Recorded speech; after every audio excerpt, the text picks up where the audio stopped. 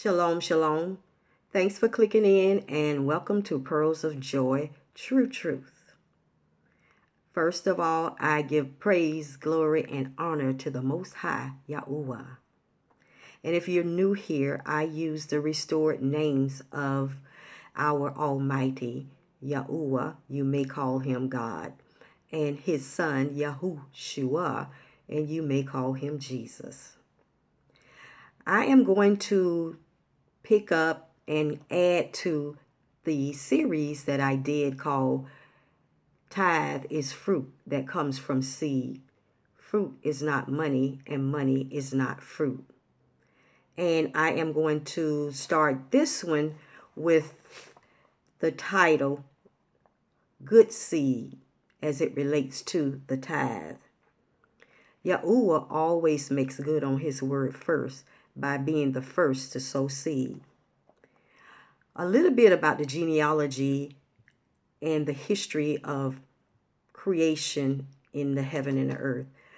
When Father first created the heavens and the earth in Genesis 2, verses 4 and 5, plants and herbs was a part of creation before they ever grew in the earth.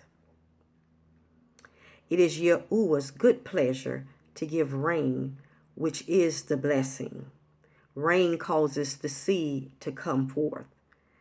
Unlike what some of us have been taught in denominations in the content of Malachi, where at least I was taught that the tithe was talking about money, and then the more money you give, the more blessings you're going to give.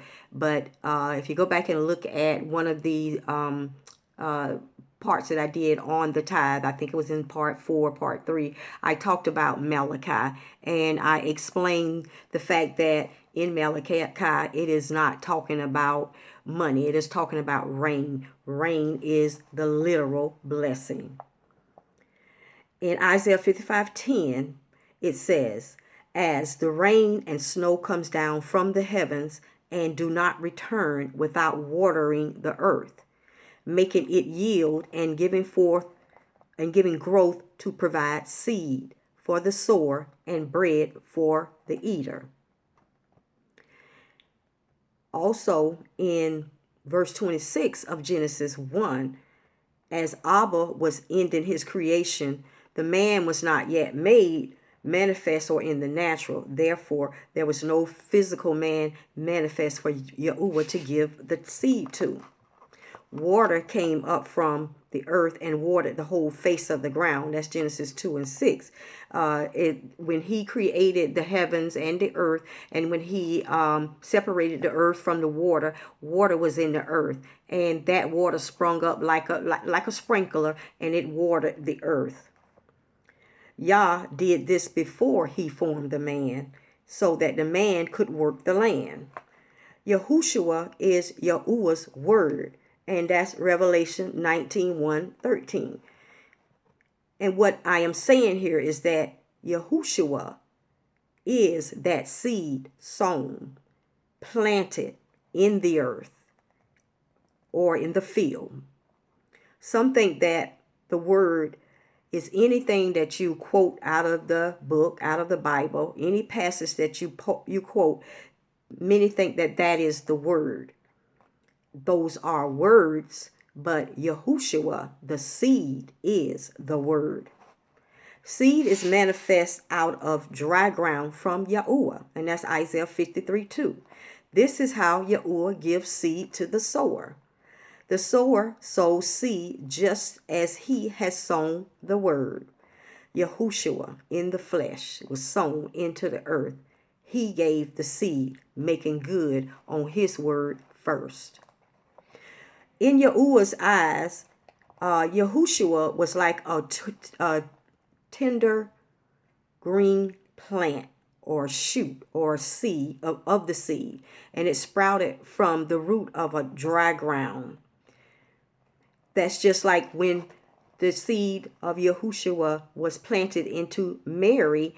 She bore that seed, and when he was born, he was young and tender. and he eventually bore more fruit. Now let's look at it symbolically. Yahushua is the word, the seed. In Isaiah 55:11, it says, just as the rain and snow comes down from heaven, so does my word. Yahushua came down from heaven and came forth out of the mouth of Yahuah. Yahushua is the word spoken into physical manifestation. The word, our Savior, shall not return unto him void. Just like his word, whatever word that is of him, it will not return void. It will carry out and accomplish what it was sent to do. And it goes on to say, Yahuwah's will not return without carrying out Yah's will, but it, the word, shall accomplish that which I please where I sent it. Yahushua, the word, shall succeed in what he was sent to do. Yahuah gave good seed. Yahushua is his word. Yahuah is always the first sower, giving seed to the nations. When the word is sown in the heart, that is the ground, it bears fruit, the fruit of righteousness. Galatians 5:22 through 26. And the fruit of righteousness is a love, joy, peace, long-suffering, gentleness, goodness, and faith, of which there was no law for. It was brought to us through Yahushua. And in Galatians 3:17 through 29, I suggest that you read those on your own time. It talks about this seed of promise that came through Abraham. This was the fruit of righteousness. When Abraham was obedient to honor father by stepping out on faith and willing to kill his son, because of that, father imputed righteousness to him. The fruit of righteousness was first spirit that was imputed upon Abraham as seed. The seed of righteousness is in Galatians 17 through 29. Later, that seed of righteousness manifested through the lineage of Abraham in the form of seed into the woman. And the woman's womb was symbolically the ground, the field, chosen by Yahuah, manifesting as the first fruit of righteousness, Yahushua Mashiach. Okay, now I'm going to talk about the time and place for tithing. The fruit from the seeds, not money. Yahuah has always been communicating who he is, his ways, and his plan over and over, whether it be through prophecy, examples, symbolism, or parables. There is a specific time and place to bring all the tithe, the increase of the fruit of your land. There is a time to plant, and in this instance, Yahuwah's timing is always perfect. When he sent the seed of righteousness, it was imputed unto Abraham. Yahuah planted that same seed into Miriam or Mary, causing her to bear that seed in her womb, which was like the earth. That seed of righteousness grew within her and was later planted in the earth, the tomb, the grave, and bore more fruit. Tithing is for when we are in the land. Mary was symbolically the land, the good ground.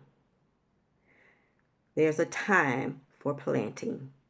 And I'll say this again. There is a specific time and place to bring all the tithe, the increase of the fruit of your land. The time for tithing is the third year. The third year is the tithe. The third year is the year of the tithe, and that's in Deuteronomy 26:12. This tithe takes place when the children are in the land of their possession. The place where Yah specify, he is specific. And when we do things according to his specifications, the way he wants it done, when he wants it done, and how he wants it done, when we line up with that, then are we operating according to the righteousness of Yahuah. The tithe is for when we are in the land, Israel, the inheritance that we shall possess. And I believe it'll be without mortgages and without taxes and on and on. And we will dwell there.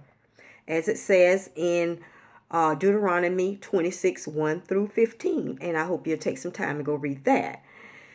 Specifically, verse 9 says, this place, this land. And in Exodus 3, 8, it says that it is a land flowing with milk and honey. And it also said it is the land of Canaan, specifying a particular place. Where we are now, we do not own this land. We are captivity. We do not own this land. The third year tithe is to be given to the Levite, the stranger, the fatherless, and the widow to be eaten. You cannot eat money. This is tithe offering, a tithe of the fruit of the land. When the children were in obedience to this law of giving, there was no like among the people. Yahushua said that the poor will always be among you. And Deuteronomy 15:11 says, the poor shall never cease out of the land. This gives us opportunity to give to the poor, and you shall never lack. Read verses 7 through 11 of Deuteronomy 15. The blessing for giving to the poor is mentioned in verse 10 of that same passage. For this thing, this is the blessing. He says, for this thing, Yahuah will bless you in all your works and in all that you put your hands to. The command to give to the poor was given to Israel in their land among their brothers. Not everybody on the street corner begging that don't even believe like you. This is the reason Paul received the collection for the poor. The collection Paul took up for Israel, they were in the land. They were in Jerusalem. And you can read that in Acts chapter 20. The poor is not to be forgotten. Deuteronomy 26, verse 13, the second part of that. The year of the tithe is to take place at the end of 3 years. There is no weekly tithe because there's no way anyone can plant a crop and produce fruit in a week. In that same year, bring all the tithe and lay it up within your gates. That means to store it. That's Deuteronomy 14:28. In Leviticus 25:22, the stored up provision will feed us for 3 years before we need to plant again. This is when we let the land rest. It is a Sabbath, a land Sabbath. And in verse 10, the first of all the fruit of the land that Yahuah has given us, this will be the first harvest. There are specific instructions for that. It says, put it in a basket where he put his name in a place.